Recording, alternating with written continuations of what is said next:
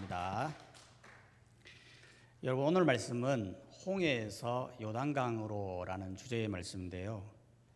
앞서 여호수아는 2명의 정탐꾼을 보내어 가나안의 상태를 살피지 않았습니까? 실제로 살펴보니까 지금 가나안 사람들이 간담이 녹을 정도로 굉장히 두려워하고 있었던 상태였던 거예요. 그러니 얼마나 좋습니까? 지금 여리고성은 초롱성이라고 해서 안 그래도 약간 불안했는데 이렇게 가난한 사람들이 떨고 있다고 하니 이제 진격만 하면 되겠다, 그렇게 생각할 수 있는 거예요. 그래서 오늘 여호수아 3장에 보면 이제 진격을 하는데, 그런데 희한한 건 요단강에 왔다는 거예요. 여호수아 3장 1절 말씀을 한번 봐보면, 또 여호수아가 아침에 일찍 일어나서 그와 모든 이스라엘 자손과 더불어 시딤에서 떠나 요단에 이르러 건너가기 전에 거기서 유숙하니라. 아니, 왜 하필 요단강가로 오는 걸까요? 요단강 밖에 들어갈 길이 없어서 그렇습니까? 실제로는 아니죠. 사실 앞서도 보면요, 처음 가나안 정복할 때 보면 이스라엘이 어디 있었습니까? 가네스 바네아에 있었거든요. 그때 12명의 정탐꾼을 보내었는데 거기서 악평을 하는 바람에 무려 38년 동안 강야에서 생활했지 않습니까? 만약 거기서 좋은 평가를 했다면 바로 육로를 통해서 가나안 땅으로 들어갈 수 있었다는 거예요. 즉, 가나안 땅은 굳이 요단강을 안 건너더라도 충분히 갈 수 있는 지역이라는 거죠. 건너갈 때도 보면요, 1절에 보면 이들이 유숙했다고 말하잖아요. 그것도 2절에 보면 사흘 동안 유숙을 하거든요. 아니, 왜 사흘 동안 유숙을 했던 걸까요? 그건 다른 게 아니라 지금 강이 건너갈 수 없는 상황이라는 거예요. 실제로 이스라엘이 건너려고 하는 이 시기가 언제냐 하면 우기예요. 평소에도 요단강을 건너가는 게 쉽지가 않는데, 기록에 보면 비가 많이 오는 우기가 되면 헤르몬산에서 내려오는 눈이 녹아서 물이 내려오는데, 그 물의 양이 강의 길이가 1.6km, 깊이가 4m나 이른다고 하거든요. 우리로 보면 한강 있지 않습니까? 그 정도 사이즈의 물로 가득 차는 거예요. 거기에 지금 몇만 명이 지나가야 되는 거예요. 약 200만 명의 사람이 지나가야 되는 거예요. 이게 그냥 쉽게 건너가는 것도 쉽지가 않는데 우기에 지나가려고 있으니 이게 얼마나 힘드냐는 거예요. 이스라엘 입장에서 보면 이게 황당한 거지 않습니까?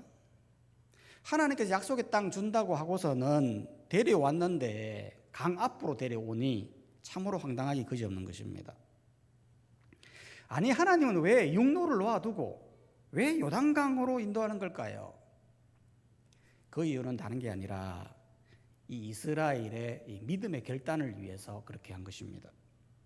이게 무슨 말이냐면, 여러분, 이스라엘이 앞서에도 보면요, 건너간 곳 또 하나가 있지 않습니까?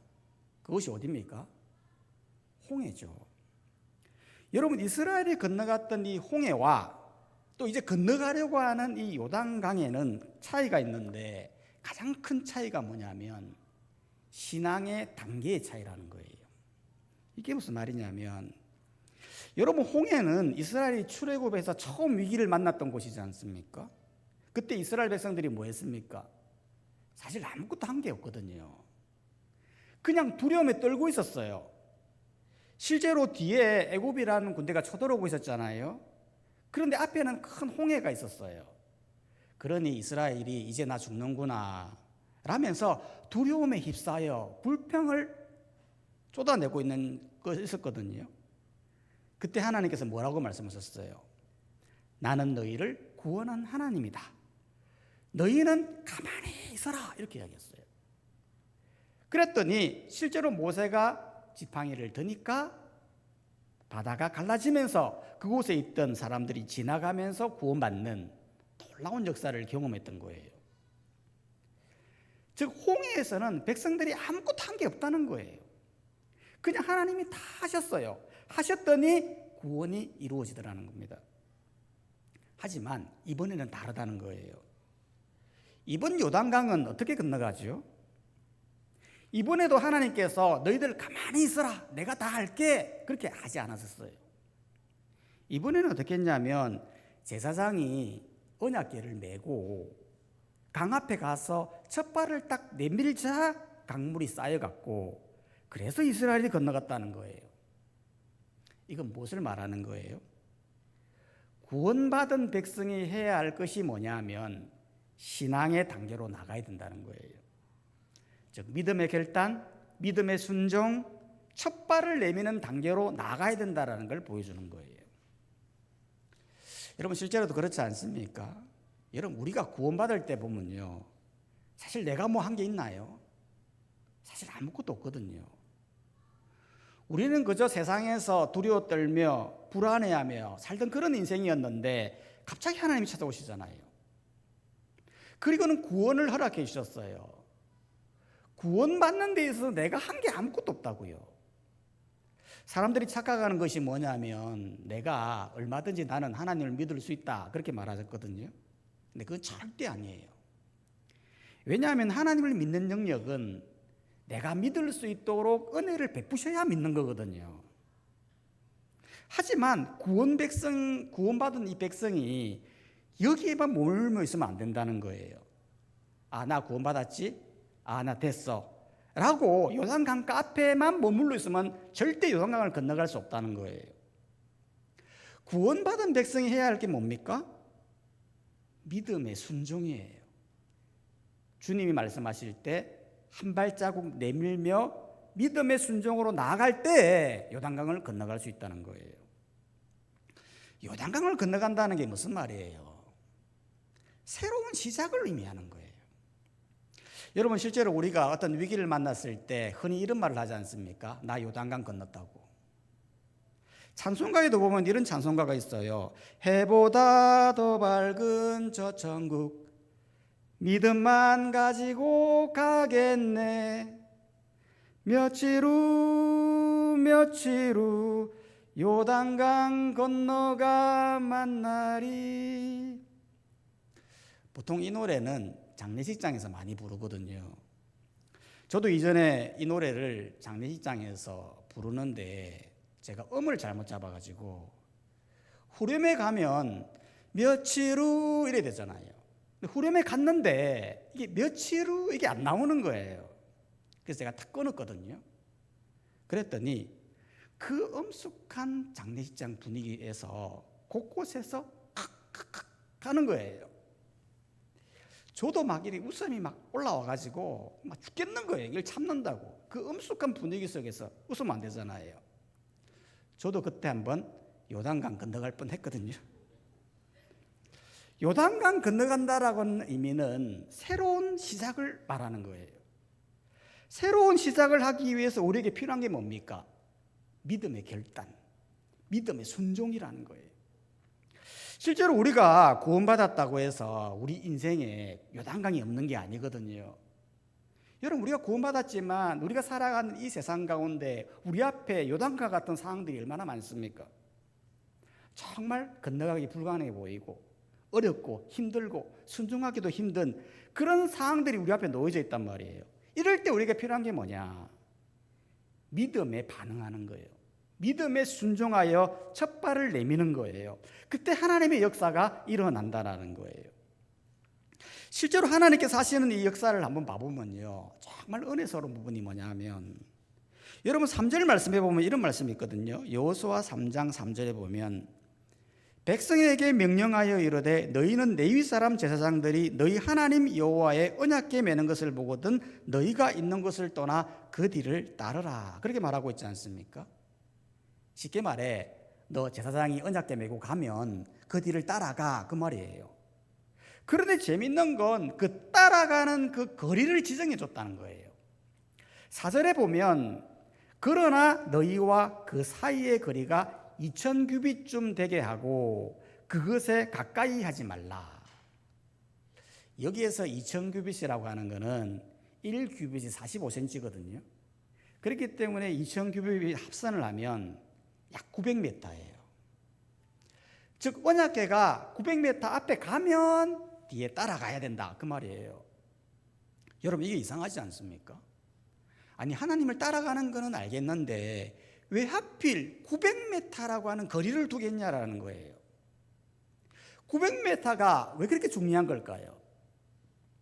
그 이유는 다른 게 아니라 하나님께서 900m를 지정해 준 이유는 모든 백성들이 이 언약궤를 보라는 거예요. 여러분 실제로 만약 언약궤가요 바로 백성 앞에서 가지 않습니까? 그럼 앞에 있는 사람은 보여요. 그럼 그거 보고 따라갈 수 있어요. 근데 저기 뒤에 있는 사람은 언약궤가 어디 있는지 모르지 않습니까? 그런데 만약 900m 앞에 가면 저기 뒤에 있는 사람도 그 언약궤를 보면서 따라갈 수 있다라고 하는 거예요. 이건 무엇을 말하는 거예요? 요단강과 같은 큰 위기를 만났을 때에 하나님이 어디 계시나, 하나님이 계시는 방향으로만 가면 된다라는 것을 보여준다는 거예요. 여러분 우리 인생도 마찬가지죠. 여러분 우리 인생에 요단과 같은 큰 위기를 만날 때 뭐부터 해야 됩니까? 언약궤가 어디 있나, 하나님이 어디 계시나, 그거를 살피는 것이 중요하다는 것입니다.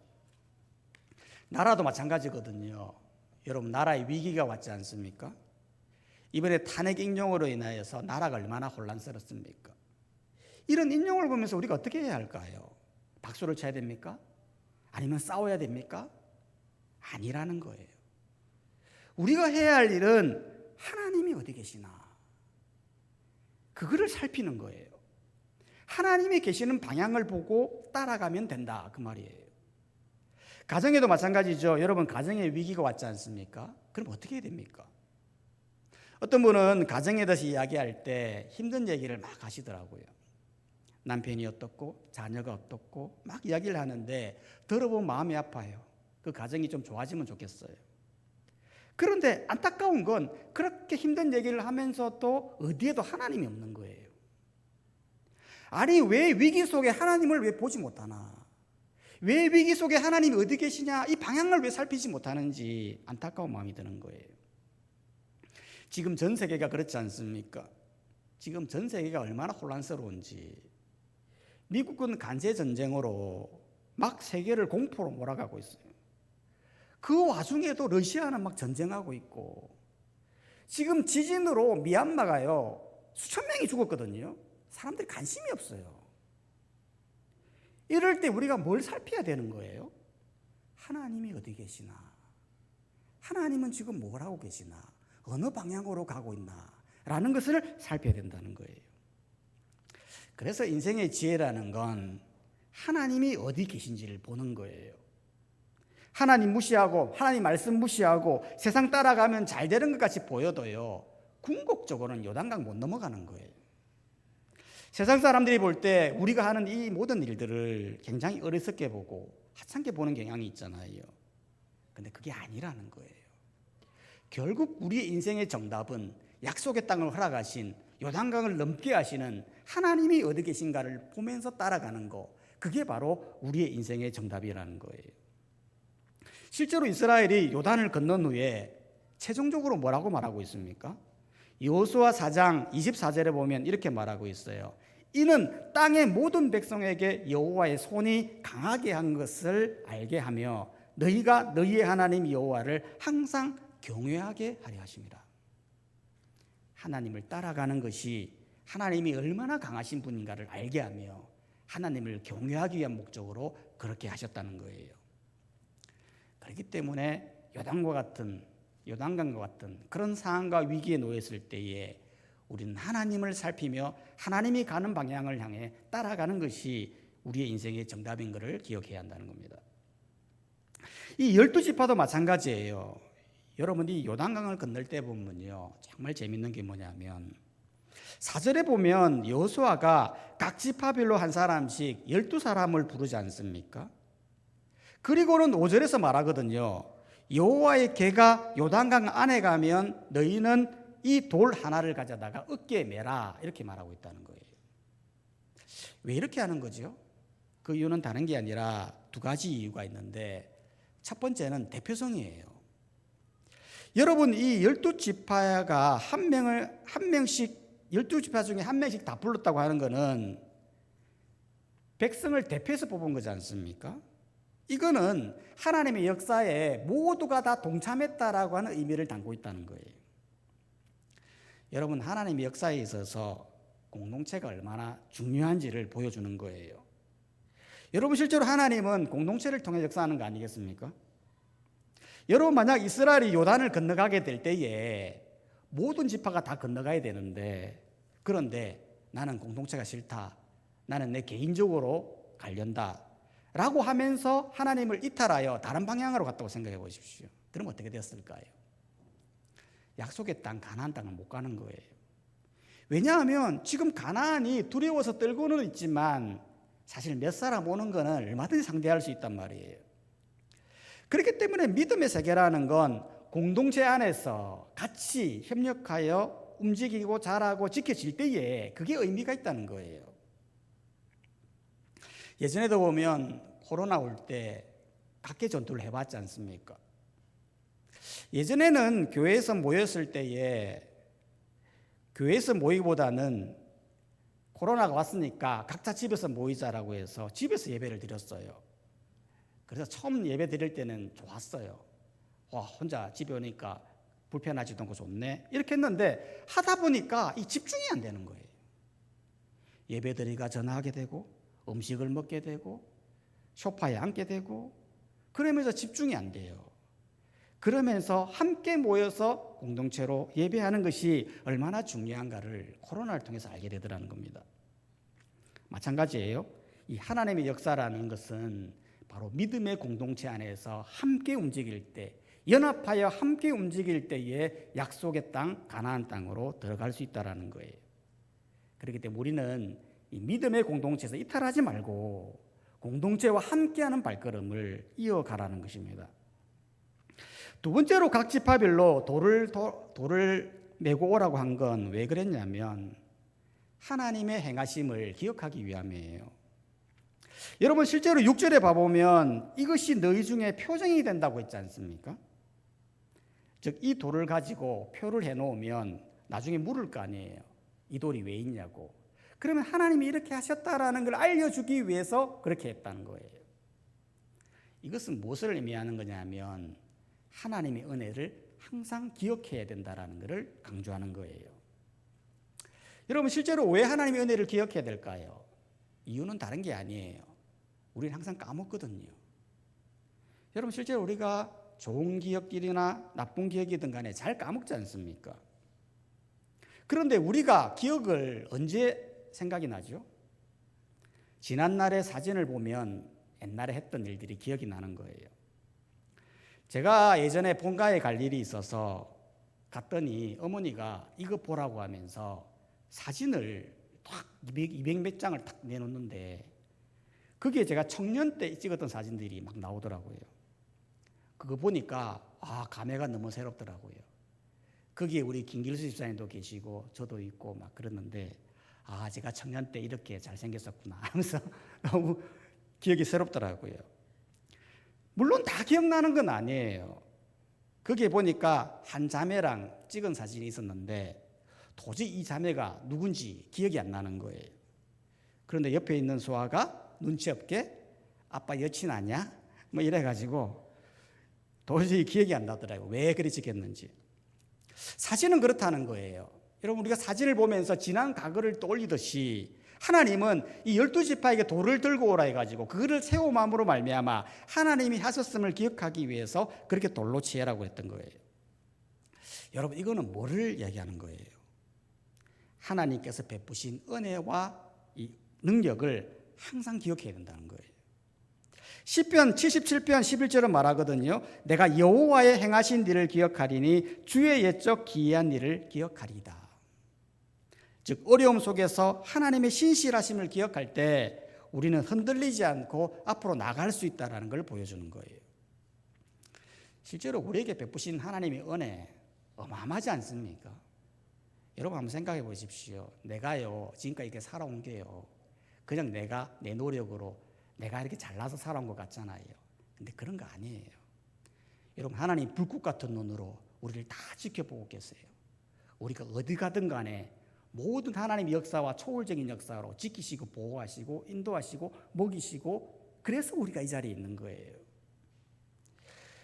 우리가 하나님의 행하심을 기억하는 게 또 왜 중요하냐면 우리를 감사로 이끈다는 거예요. 여러분 실제로 우리가 어려울 때 나에게 베푼 사람 있지 않습니까? 그 사람 꼭 기억해요. 제가 그렇더라고요. 제가 어릴 때 보면 나에게 아무도 관심을 가져주지 않을 때 저에게 5만 원을 준 사람이 있어요. 근데 저는 그 사람을 평생 기억하고 있어요. 늘 감사히 생각하면서 그 사람에게 저도 베풀어요. 근데 그 사람이 자기가 왜 베푸는지를 몰라. 저는 늘 베풀어요. 왜 베푸는지는 모르는데 저는 어릴 때 받았던 그 5만 원 때문에 덜 마음에 감사함을 가지고 있어요. 이스라엘 백성들은 그 돌을 보면서 하나님의 은혜를 기억하면서 하나님께 감사했다는 거예요. 또한 하나님의 행하심을 기억하는 게 왜 중요하냐면 다음 세대에게 믿음을 전수하기 때문에 그런 거예요. 여러분 실제로 이스라엘 백성들이 돌을 세운 이유가 뭡니까? 자손들이 물었을 때에 대답을 하기 위함이잖아요. 하나님이 이렇게 하셨다. 하나님의 능력과 놀라운 일들이다 라면서 말하기 위함이었다는 거예요. 우리도 마찬가지예요. 여러분 우리의 자녀들에게 뭐를 물려줘야 되겠습니까? 물론 우리 자녀들에게 아파트도 사주고 자동차도 사주고 돈도 주고 하면 좋겠죠. 그러나 그걸로 부모가 도리를 다 한 게 아니에요. 여러분 신앙 공동체에서 제일 중요한 게 뭐냐면 자기 자녀들에게 나의 믿음을 전수하는 거예요. 믿음 전수가 뭡니까? 내가 하나님의 은혜를 감사하며 바른 신앙생활을 감당할 때 자녀는 보는 거예요. 우리 부모님이 정말로 하나님을 사랑하는구나 라면서 그 믿음이 전수된다라는 거예요.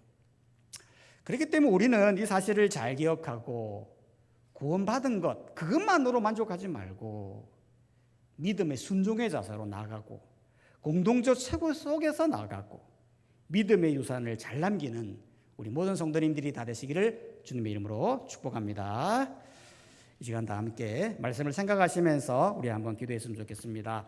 이 시간에 기도할 때에 우리가 어떤 상황과 형편에 있다 할지라도 우리가 하나님을 따라가는 저희들 되게 하여 주시고 공동체 속에서 믿음으로 잘 달려가는 저희들이 되게 하시며 믿음의 유산을 잘 남기는 저희들이 되어줄 수 있도록 하나님의 은혜를 잘 기억하는 저희들의 심령이 다 될 수 있도록 역사하여 주시옵소서. 함께 통성으로 기도하며 나가겠습니다.